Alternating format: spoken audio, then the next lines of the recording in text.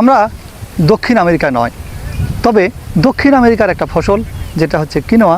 এই কিনোয়া ফসলের একটা মাঠে দাঁড়িয়ে আছি, সেটি হচ্ছে নীলফামারী সদরের একটা জায়গায়। এখানে তো আমরা দাঁড়িয়ে আছি।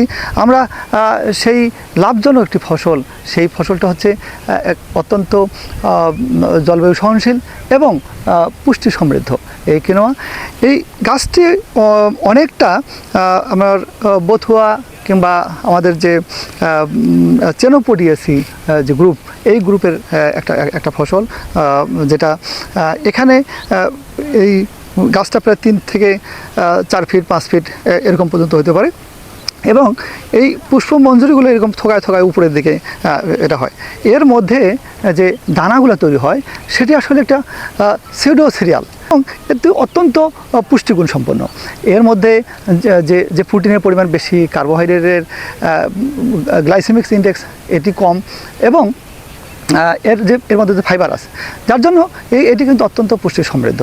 আর আরেকটি বিষয় সেটি হচ্ছে এর শিকড়গুলো কিন্তু অনেক লম্বা হয়, যার জন্য এটি পানি অনেক কম লাগে এবং একটা বা দুটা সেচ দিলেই কিন্তু চলে, বা কিংবা সেচ না দিলেও এটা আবাদ করা সম্ভব, কারণ এই শিকড়টা অনেক গভীর থেকে এটা নিয়ে আসতে পারে। আরেকটি বিষয় হচ্ছে পাতায় এর কিন্তু ব্লাডার নামক একটা সেল থাকে, যেটি লবণ সঞ্চয় করে রাখতে পারে এবং লবণ সঞ্চয় করে রাখতে পারে বিধায় এটা লবণাক্ত জমিতেও কিন্তু এটি চাষ করা যায়।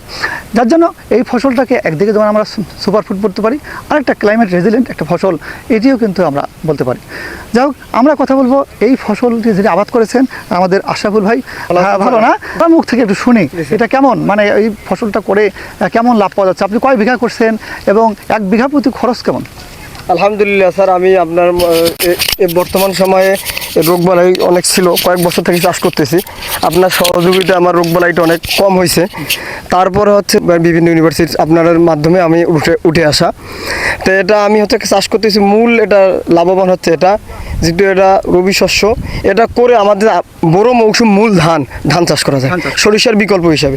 আজকে আমরা আলুর বিকল্প হিসাবে, তামাকের বিকল্প হিসাবে। আর এটা লাভও এটার আলহামদুলিল্লাহ প্রচুর। আগে আর প্রতি কেমন খরচ হতে পারে জমি ছাড়া? এই আমি যে জমিতে দাঁড়িয়ে আছি এটা আমরা 10,000 টাকা করে রিস নিয়েছিলাম। এই 10,000 আমার 22,000 টাকার মতো টোটাল খরচ। তারপরে আমরা যদি এখান থেকে বিঘা প্রতি ফলন আশা করি, ফলন আলহামদুলিল্লাহ আমি কয়েকদিন আগে আমার 3.5 বিঘা করছি, সেখানে সর্বনিম্ন 8 মনের উপর হয়েছে। এটাতে আমার আরও বেশি হবে আমার মনে হচ্ছে বিঘা প্রতি 30 শতকে। সেক্ষেত্রে আমরা যদি 1 বিঘায় আমরা যদি মানে লাভের হিসাবটা করি, মানে কি পরিমাণ আমরা লাভ করতে পারি খরচটা বাদ দিলে? আমি যদি এটা সরাসরি বিক্রি করে থাকি আমার একটু লাভটা বেশি, আলহামদুলিল্লাহ বেশি থাকে। আবার আমার কন্ট্রাক্ট ফার্মিং দিয়ে এখানে আমি নিজে 21 বিঘা, কন্ট্রাক্ট ফার্মিং শপের 70 বিঘার মতো আছে।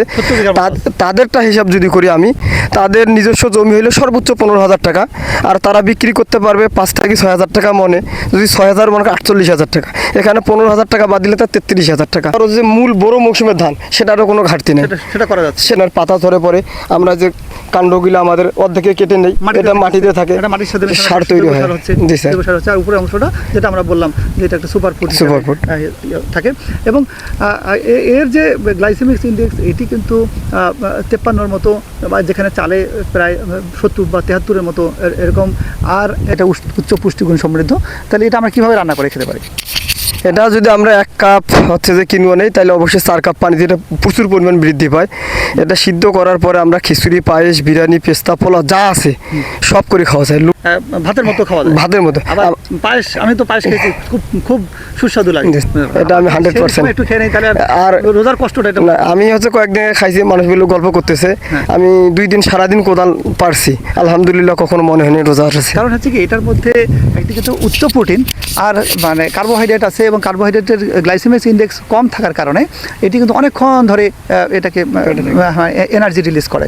এটা গেল। একটা হচ্ছে ফাইবার আছে, যার জন্য এর মানে অনেকক্ষণ ধরে এটা পেটে থাকে এবং শক্তি যোগায়। মানে এটা একদিকে যেমন লাভজনক একটা ফসল, অন্যদিকে এটা মানে কষ্ট সহিষ্ণু বা জলবায়ু সহনশীল একটা আমরা বলতে পারি একটা ফসল।